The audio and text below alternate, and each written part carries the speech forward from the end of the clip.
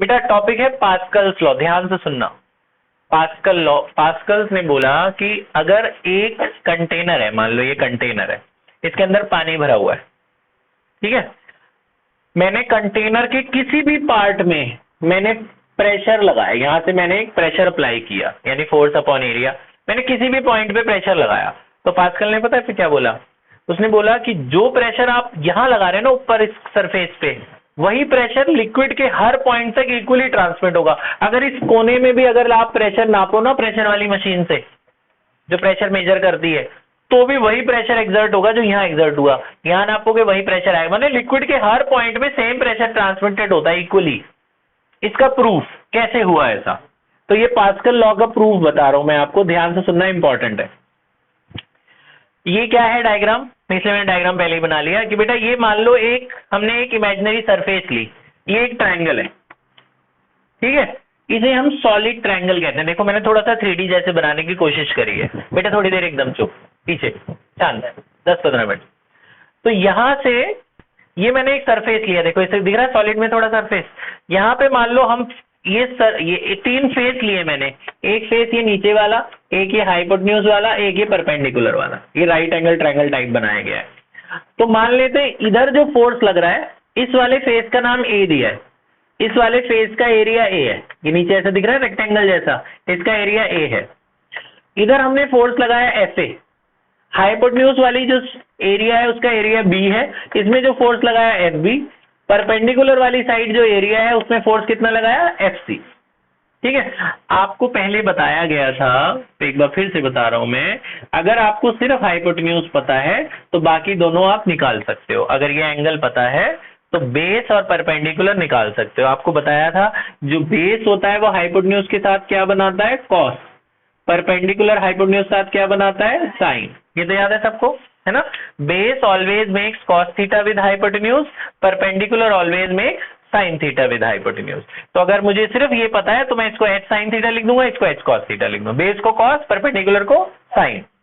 देखो ये बेस है, बेस है ना ये एफ ए, और ये हाइपोटेन्यूज है एफ बी, तो एफ ए की क्या वैल्यू होगी, एफ ए की वैल्यू, एफ ए इसके साथ क्या बनाएगा कॉस थीटा, तो एफ ए की वैल्यू क्या लिखी है एफ बी कॉस थीटा, और एफ सी की क्या वैल्यू होगी एफ बी साइन थीटा, है ना। परपेंडिकुलर क्या बनाएगा साइन हाइपोटेन्यूज के साथ, बेस क्या बनाएगा कॉस, है ना।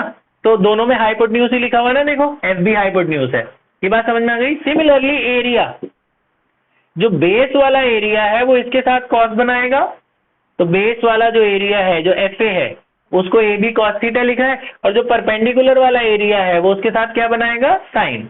अब इनको डिवाइड करो, डिवाइड करो एफ सी बाई ए सी, देखो ये एफ सी और ए सी डिवाइड करिए, F C divide by A C divide करोगे तो दिस बाई दिस होगा। इस इक्वेशन से इस इक्वेशन को डिवाइड किया गया है, इक्वेशन 1 डिवाइडेड बाई इक्वेशन 2, ठीक है। तो इक्वेशन 1/2 कर रहा हूं मैं इन दोनों को इक्वेशन, तो एफ सी बाई ए सी दिख रहा है, और यहाँ ये बाई ये करोगे तो ये साइन और साइन कट जाएगा ना, देखो साइन साइन कट गया, ये बात समझ में आई। क्या बचा है F B by A B, और इसको इससे डिवाइड कर रहे हो तो इसको इससे डिवाइड करो, यही बात होगा, यहाँ पे कॉस और कॉस कट जाएगा ना, ये और ये, है ना। तो F A by A, F A by area equal to F B by A B. तो आपको दिखा ये क्या चीज दिखी, जरा देखो, जरा इन दोनों को देखो, इसका साइन और साइन कट गया, इसका कॉस और कॉस कट गया। जरा इसका एलएचएस को देखो, ये क्या बचा है यहाँ पे, एलएचएस में क्या बच रहा है F B by A B, और आरएचएस में क्या बच रहा है एफ सी बाई ए सी, है ना, इस इक्वेशन में, है ना। इधर देखो तो यहाँ क्या बचा F B by A B, और इधर क्या बचा एफ सी बाई ए सी। इसको मैं थर्ड इक्वेशन मान लेता हूं, इन दोनों को ही फर्स्ट मान लेना और इन दोनों को ही सेकंड मान लेना। तो डिवाइडिंग इक्वेशन 1 बाई इक्वेशन 2, यही किया ना हमने, डिवाइड किया है। तो डिवाइड करने के बाद ये थर्ड इक्वेशन बनी, और जरा फोर्थ इक्वेशन को देखो, इसका कॉस और कॉस कटा तो क्या बचा बताओ F B by A B, और इधर क्या बचा एफ ए अपॉन ए ए, इसको फोर्थ इक्वेशन मान लो। आप जरा थर्ड और फोर्थ देख रहे हो, एलएचएस मैच नहीं कर रहा, ये यही तो ना F B by A B, यहाँ भी F B by A B, F B by A B इसके बराबर है, और यहाँ F B by A B इसके बराबर है। तो ये ध्यान से देखो थर्ड और फोर्थ से, फ्रॉम थर्ड एंड फोर्थ, नीचे का पोर्शन विजिबल है बेटा, फ्रॉम इक्वेशन 3 and 4 मैं ऐसे लिख सकता हूं F B by A B किसके बराबर है, F C by A C के, और F B by A B इसके भी बराबर है। तो F B by A B को मैं बीच में लिख देता हूं, F B by A B बराबर है F C by A C के, और F B by A B इसके भी बराबर है। तो F B by A B हटाकर ये लिख सकता हूं मैं एफ ए अपॉन में ए ए। तो ये तीनों इक्वल हो गए ना आपस में, ए वाला बी वाला और सी वाला इक्वल हो गया। प्रेशर का क्या फॉर्मूला होता है, फोर्स अपॉन एरिया। तो फोर्स अपॉन एरिया को हटाकर क्या लिख सकता हूं मैं, प्रेशर। ये भी फोर्स बाय एरिया, ये भी फोर्स बाय एरिया, ये भी फोर्स बाय एरिया। ये जो फोर्स बाय एरिया है वो ए सरफेस के लिए है, ए मतलब नीचे वाला सरफेस।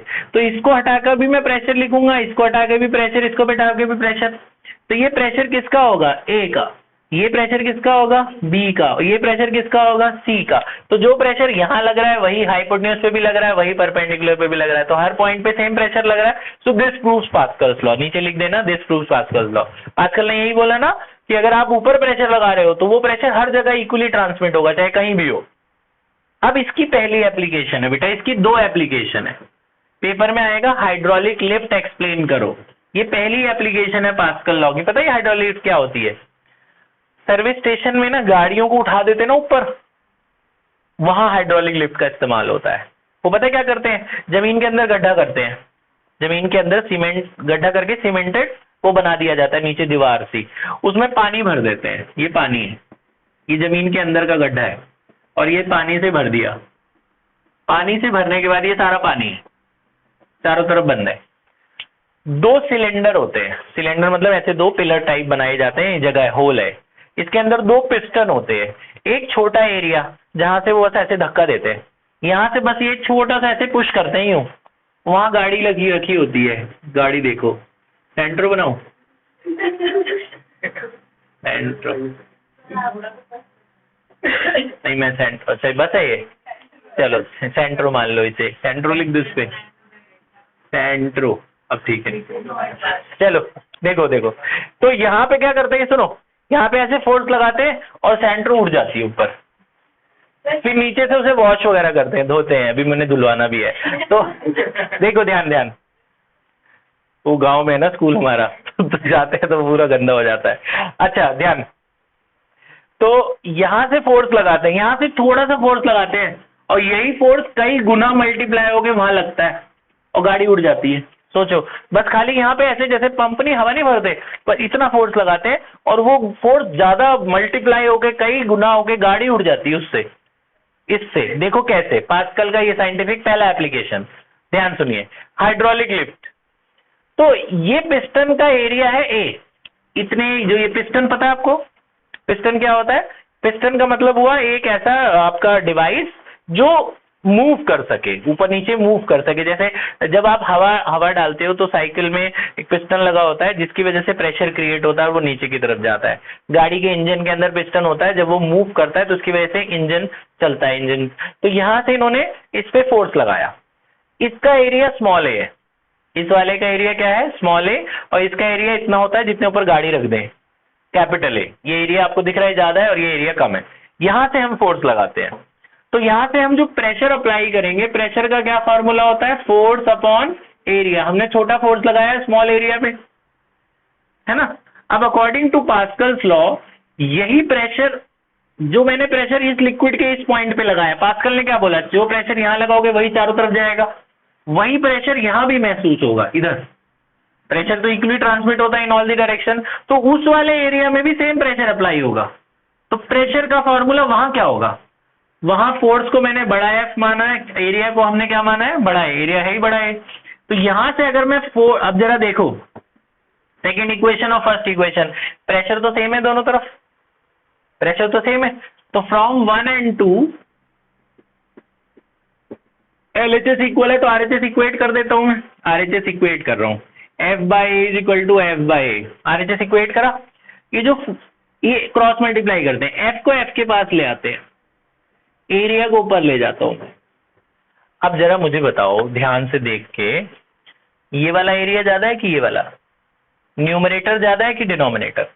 न्यूमरेटर। ये एरिया बहुत बड़ा नहीं है, यहाँ पे कार रखी है, यहाँ पे छोटा सा एरिया है, बस पिस्टन इतना फोर्स लगाने वाला। तो जो कैपिटल ए है that is much much greater than small A. Capital A is much much greater than small A. इसका न्यूमरेटर अगर मैं आपसे बोलूं कि भैया एक्स बाई वाई है 1000/3, इसका एरिया 1000 सेंटीमीटर स्क्वायर, इसका एरिया 3 सेंटीमीटर स्क्वायर, ये इससे बहुत बड़ा। एक्स और वाई में से कौन बड़ा, एक्स बड़ा कि वाई बड़ा? एक्स बड़ा, क्योंकि इसका न्यूमरेटर इससे बहुत बड़ा है, तो इसका न्यूमरेटर भी तो इससे बहुत बड़ा हुआ। तो अगर ये इससे बहुत बड़ा, तो एफ और स्मॉल एफ में से कौन बड़ा? Capital F will be much much more than small F. यानी यहाँ पे जो फोर्स लगेगा इसका बहुत ज्यादा कई टाइम्स बड़ा लगेगा। मैंने आपने थोड़ा फोर्स लगाया और वो फोर्स मल्टीप्लाई होकर उधर लग गया और गाड़ी उठ गई ऊपर, फिर उसको आगे वॉश जो भी करना है उनको उसमें काम करते। बात समझ में? तो इतना सा कंसेप्ट है बस। तो स्टार्ट कैसे करना है? P = F/A। इधर जो प्रेशर लगा small f by small area, it is a ratio, ठीक है। और वही प्रेशर मतलब पता क्या हुआ, ये अगर मैं आपसे कहूं कि जैसे मान लो ये इधर देखो, इधर था स्मॉल f बाय स्मॉल ए। मान लो मैंने इसको कहा कि भैया प्रेशर था 100 न्यूटन सपोज, मतलब यहाँ कट कटा के ये रेशियो आ रही है 5/3, यहाँ भी 5/3 है, रेशियो सेम है, रेशियो है ना ये। तो जो प्रेशर आपने यहाँ लेफ्ट में अप्लाई करा, जो प्रेशर यहाँ अप्लाई करा, वही प्रेशर वहां इक्वली ट्रांसमिट हुआ पास्कल लॉ के हिसाब से। तो लेकिन वहां का फॉर्मूला बदल गया, तो LHS दोनों का सेम है तो RHS को इक्वेट कर देंगे, रेशियो तो सेम है। लेकिन फोर्स अगर मैं निकालना चाहूं तो क्योंकि इसका एरिया बहुत ज्यादा है इससे, तो एरिया जब ज्यादा है तो फोर्स ज्यादा लगेगा उधर। हमने कम फोर्स लगाया लेकिन उधर ज्यादा फोर्स लग गया, तो उधर इसलिए वो फोर्स मल्टीप्लाई होकर कई गुना बढ़ गया उस छोटे वाले फोर्स से, तो वो गाड़ी उठ गई।